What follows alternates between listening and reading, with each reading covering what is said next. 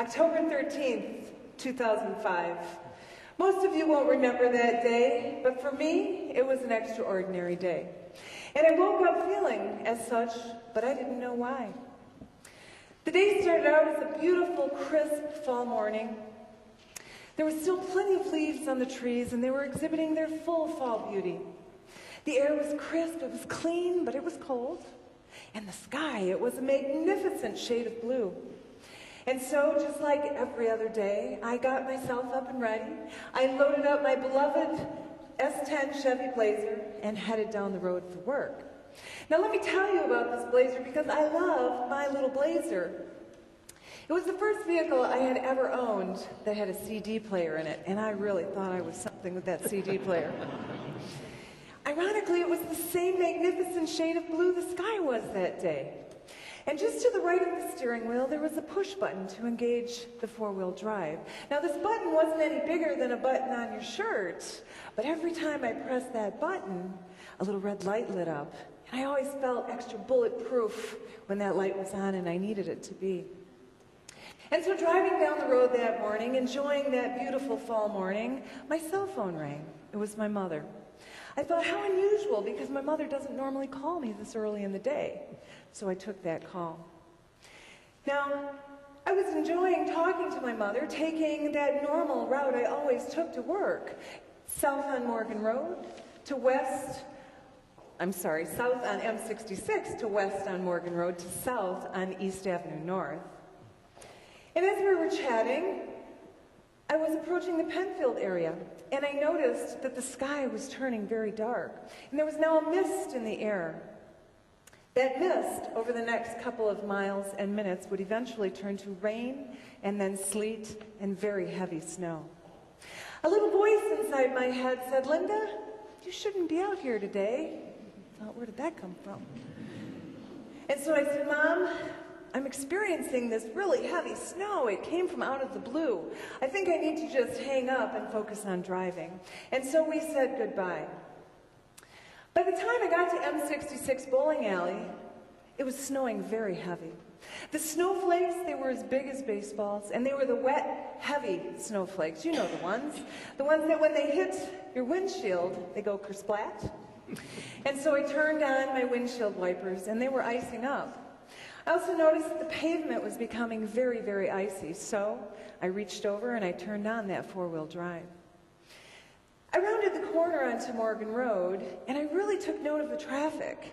There was a Jeep behind me, but it was far enough away that I felt safe in our distance. In the opposing lane, there wasn't anything coming. A little voice inside my head said, "Linda, maybe you should pull over and just wait this storm out." But instead, I continued to drive.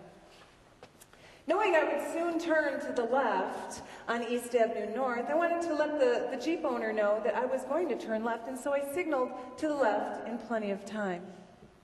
As I approached that intersection at East Avenue North, that little voice inside my head once again said, "Linda, maybe you should go on up to North Avenue where there's a stoplight. It may be a safer place for you to stop."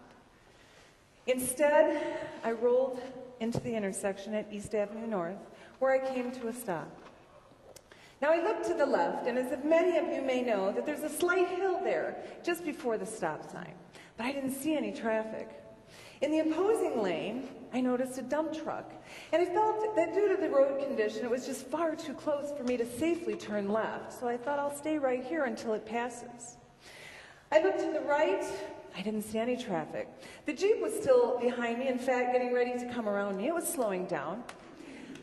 I again looked to the left, and this time I saw a black SUV, and it was moving very, very fast. As a matter of fact, it was moving so fast, I immediately and instinctively knew it wasn't going to stop. And so that little voice inside my head said, "Okay, Linda, what are you going to do now? You're a sitting duck. You can't go right. There's a Jeep coming around you. You can't go left. There's a dump truck coming right at you. You better brace yourself because you're about to be broadsided." And in that moment, I saw my life flash before my eyes. I got a knot in my stomach, and every muscle in my body tensed up. And it was as if time slowed down. And I watched that SUV as if I were watching a slow-motion movie. It got closer and closer and closer until it hit me. And it hit me so hard it spun me around and hit me a second time. In the process, I was thrown into the driver's side window. I hit my head, ricocheted off that window, and landed in the passenger seat. Eventually, that car came to a stop.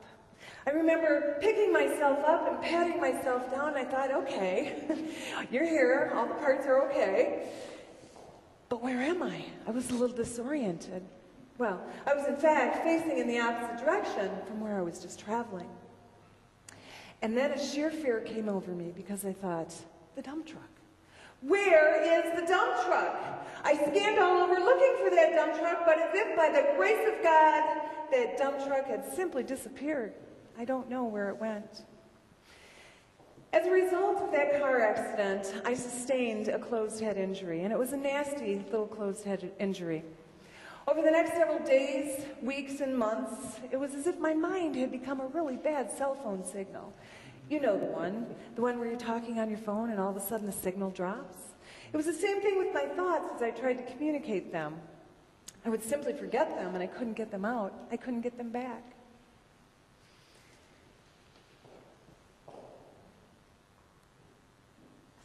And so, since then, 12 years have since passed. It's been difficult for me because of the sheer panic attacks I originally had trying to drive the car again, or worse yet, being a passenger. Today, I'm still a lousy passenger. Ask my husband, he'll tell you. I feel as though I've regained my confidence where my driving ability is concerned. And, depending upon whom you ask, I think my head injury healed okay. But every time I get by that intersection at East Avenue North and Morgan Road, I think, Linda, you're a very lucky girl because the result of that accident could have been very different.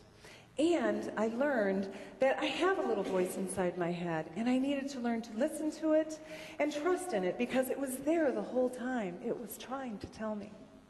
Ladies and gentlemen, thank you for listening to my story, and with that, I wish you safe travel.